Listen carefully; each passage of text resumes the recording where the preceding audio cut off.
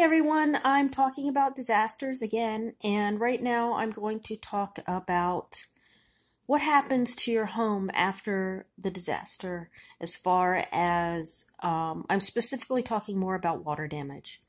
Water damage can be because of a fire, it can be because of a flood, it can be because of rain. Um, what happens in a house fire, for example, is say you have a fire. I'm going to use an example from my past. I had a situation where I went to help a client who lived on the third floor of an apartment building who had a fire in her kitchen. Firemen came in, hosed out her apartment, and then I was brought in to do a damage assessment and to open a case for her. And while I was talking to her, the ceiling collapsed on the first floor on top of a man that was asleep in his bed. And that was very shocking to him and dangerous. And how did this happen?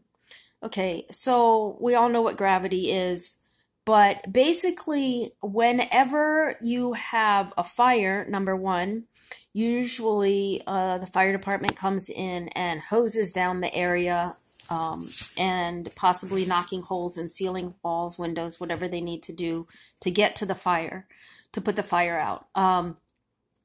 But then what happens is that walls are usually either made out of plaster, old-fashioned plaster, or they could with layers of plaster and wallpaper and lath, or they might be made out of drywall, insulation, 2x4s. Either way, these things act like sponges. And they, if the water is on an upper floor, whatever floor it's on, the gravity is going to pull that water down through that floor, down through those walls. And depending on the amount of water and the time frame, that water will continue to go down through that building and through those materials. And that water is heavy. We know a gallon of water is like 7 pounds. So whatever can hold a gallon of water is going to add by 7 pounds. So a sheet of drywall covered in water is extremely heavy. And at some point, it can come crashing. Those little screws aren't going to hold it up there anymore. And it can come crashing down on top onto the floor. Same thing with walls. And as that water goes down through a building, it can mean that damage gets even worse on the floors below. So, one, you might have a fire in one part of your building, and everything looks okay, it looks fine. It was just a fire in the kitchen. And you come back a few days later, and the house has now absorbed that water. That means that wherever that water has been is now dangerous because depending on how much water it was, say it was a lot of water that was in your house, you coming into that house, opening and closing doors could be enough to just shake that stuff loose. And that stuff can now be hundreds of pounds or whatever and come crashing down on your head as you enter the house. So, one, we don't want to re-enter that house alone. When I did damage assessments, I had to wear special boots. I had to wear a mask. I had to wear a hard hat. And I never went alone. I usually went with the fire captain or someone at the fire department. And you deserve no less. So, yeah, so going back into that building, could be that building might be in a completely different state than when you left it. The other thing is, floods do things, can work that way, but they can also work the opposite way, where a flood water, say it floods into the first floor of your house, and you're thinking, oh, it was maybe just 3-4 inches in that house. Well, maybe you have drywall in that house or a certain type of wallboard or material in that house.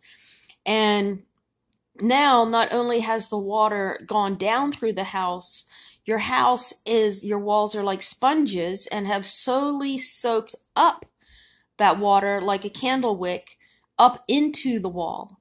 That water that was 4 inches on the floor is now soaked up into 3 feet of inside the walls. And your house, it's summer and it's hot, and that's been sitting there for a while, how many days, weeks, whatever, and you see little speckles popping up on the outside of your walls of mold. That stuff is deadly. You do not want to be around mold.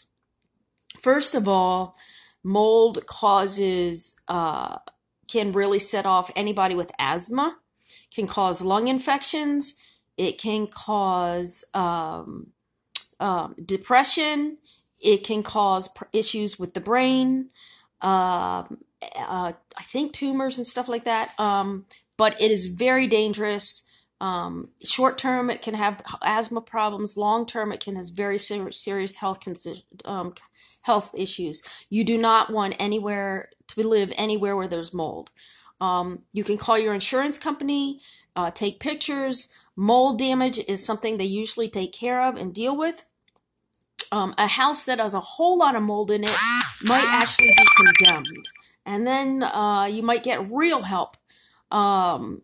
So depending on the condition of the mold. Now also, you might see speckles of mold on the wall, but inside that wall where it's darker and there's no sunlight, it might be covered in mold.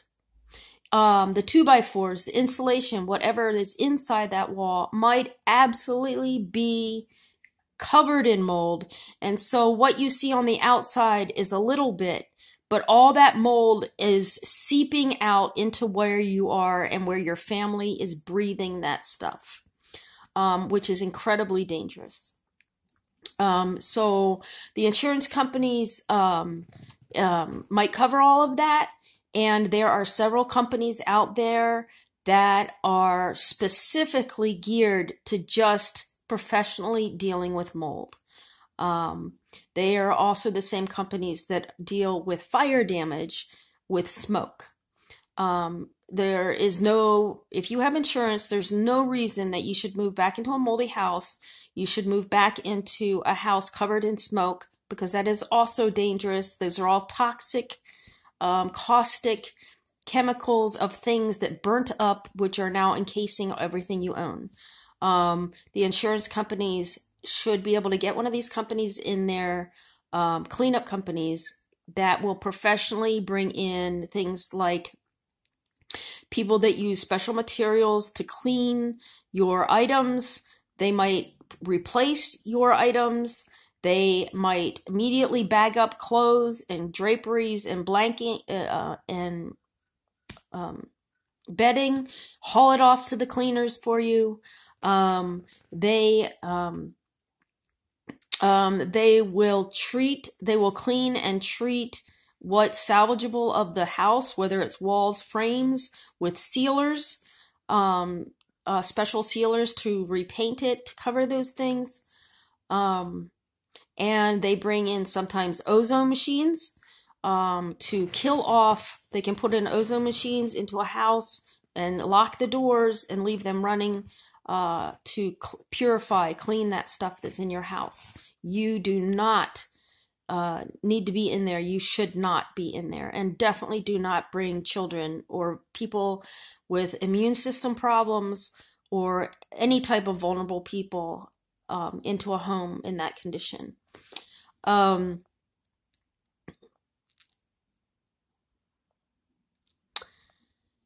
Yeah.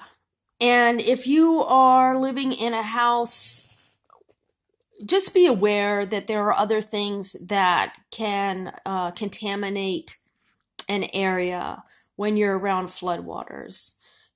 Things happen like dysentery, typhoid,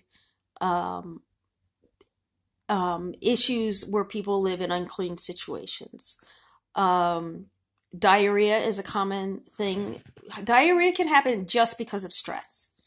but drinking bad water, having unsafe places to go to the bathroom and such and eat can cause these issues. And these things need to be watched very carefully.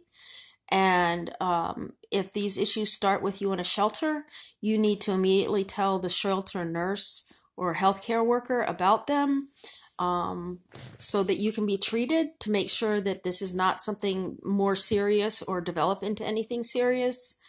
You must stay hydrated. You need to also be on the lookout for mosquitoes, because in these situations where water starts standing around for a long time, you can start getting a lot of mosquitoes, and we have mosquitoes that carry other illnesses, and you need to be aware of these things. So if you start having fevers, sweats, diarrhea, any of these type of issues, you need to get some medical attention right away to diagnose what the situation is. Because we also don't want situations that can start spreading to other people in very unhealthy environments where there's possibility of these things, where there's a lot of standing water. And so let's take care of ourselves. Let's be safe. Let's not go live in houses that are moldy and filled with smoke. And let's take care of ourselves, because if you don't take care of you, you can't take care of anyone else. And so we need you to take care of yourself. Okay, God bless.